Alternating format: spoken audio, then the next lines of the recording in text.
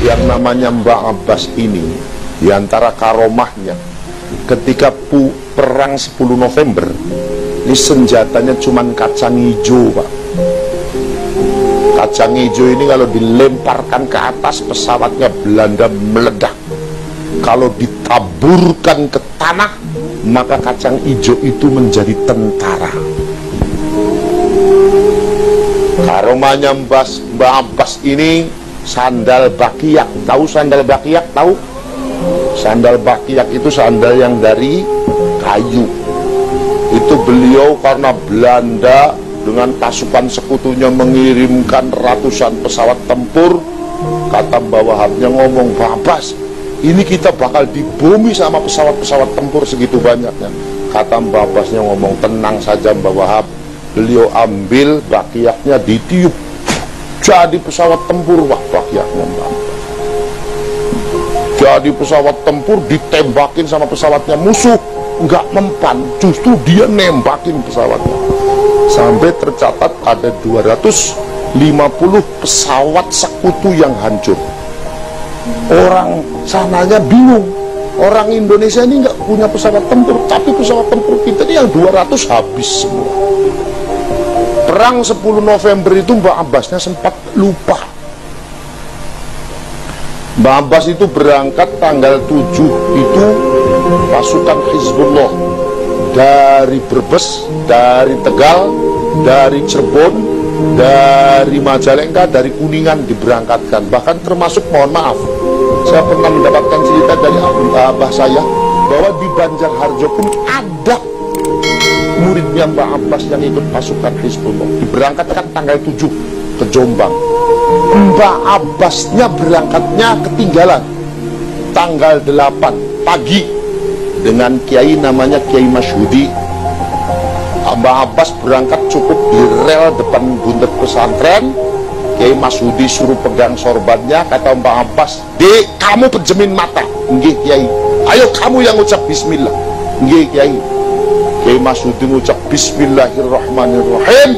Begitu dibuka matanya, sudah ada di Pati, Jawa Tengah. Di Pati di sana Mbah Abbas disuguhi sama murid-muridnya, sehingga ngobrol, saking keenakannya ngobrol, lupa kalau besoknya mau perang. Diingatkan sama Kiai, Mbah Abbas, benjing niku mau badhe perang. "Oh iya, ayo sekarang berangkat ke Jombang." Berangkat dengan cara begitu lagi. Begitu dibuka matanya sudah ada di depan rumahnya Mbah Hashim Asy'ari.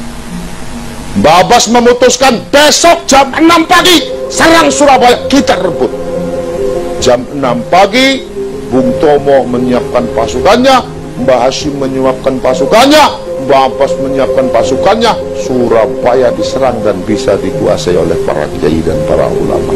Makanya di Museum Den Haag itu tercatat bahwa perang 10 November adalah perangnya santri kiai melawan pasukan sekutu. Kalau santri yang perang, berarti perang 10 November adalah perangnya Banser kiai melawan pasukan sekutu. Jadi Banser, sebelum Indonesia sudah ada, Banser sudah ada. Sebelum Indonesia terbentuk, Banser sudah terbentuk. Jadi jangan ngejek sama Banser, Pak. Hebatnya Kiai NU itu, Pak. Indonesia udah belum merdeka, Indonesia belum terbentuk, Kiai NU sudah nyebut Indonesia. Contohnya, mesti teman-teman Ansor ini pada faham dan hafal dengan lagu Yalal Waton. Lagu Yalal Waton, Yalal Waton, Yalal Waton, Yalal Waton, Hubbul Waton minal iman, wala takun minal hirman, inhadu alal waton Indonesia, anta unwanun kullu mayyatika yawman qami hayyal qahinama. Makanya di teman-teman Ansor, di sahabat-sahabat Ansor, rawinya lagu Yalal Waton itu saya. Karena orang yang pertama diajarkan lagu Yalal Waton itu saya. PKN pertama belum diajarkan, PKN kedua belum diajarkan, PKN ketiga baru diajarkan, dan saya PKN ketiga. Dan saya yang pertama diajarkan. Makanya di teman-teman Ansor, rawinya lagu Ya Lal Waton adalah saya. Lagu Ya Lal Waton diciptakan 30 tahun sebelum Indonesia merdeka. Sebelum Indonesia terbentuk, Kiai NO sudah menyebut Indonesia. Dalam lagu Ya Lal Waton disebutkan Indonesia biladi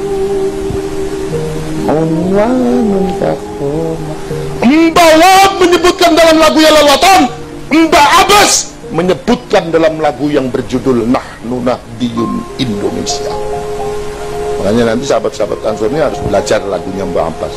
Mbak Abbas juga punya lagu namanya Nahnu Nahdiyun Indonesia. Nahnu Nahdiyun Indonesia, hablunal Islamu dinuna, nahnu fissufu finusawi'i la akil mati rabbina, hayya nantami ila nahdatil ulama fi nailil muna. Jadi Mbak Abbas punya lagu, Mbak Wahab punya lagu. Mbak Abbas sudah menyebutkan Nahnu Nahdiyun Indonesia, saya adalah orang NU Indonesia. Lagu itu diciptakan jauh sebelum Indonesia terbentuk. Jadi Indonesia adalah satu-satu negara yang berdasarkan ijtihad dari para kiai dan para ulama. Jadi jangan ngecek sama Indonesia. Orang yang menginginkan Indonesia bubar, nggak usah dilawan, Pak Kualat sendiri.